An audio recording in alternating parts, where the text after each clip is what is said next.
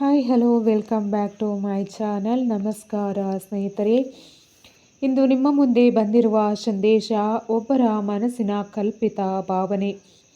ಒಂದು ಕ್ಷಣ ಕಣ್ಣು ಮುಚ್ಚಿ ನಿಮ್ಮ ಮನಸ್ಸಿನಲ್ಲಿ ಇರುವ ಆ ವ್ಯಕ್ತಿಯನ್ನು ನೆನಪಿಸಿಕೊಳ್ಳಿ. ಬಹಳ ದಿನಗಳಿಂದ ಹೇಳಲಾಗದ ಕೆಲವು ಮಾತುಗಳು ಇಂದು ಹೊರಬರಲು ಸಿದ್ಧವಾಗಿದೆ. ನಾನು ಇಷ್ಟು ದಿನ ಮೌನವಾಗಿದ್ದೆ, ಆದರೆ ನಿನ್ನನ್ನು ಮರೆಯಲು ಸಾಧ್ಯವಾಗುತ್ತಿಲ್ಲ. ನನ್ನ ತಪ್ಪುಗಳನ್ನು ನಾನು ಅರ್ಥ ಮಾಡಿಕೊಂಡಿದ್ದೇನೆ. ನಿನ್ನನ್ನು ಕಳೆದುಕೊಂಡ ನಂತರವೇ ನಿನ್ನ ಬೆಲೆ ನನಗೆ ಗೊತ್ತಾಗಿದ್ದು. ಅವರು ನಿಮ್ಮ ಕ್ಷಮೆಯನ್ನು ಬಯಸುತ್ತಿದ್ದಾರೆ.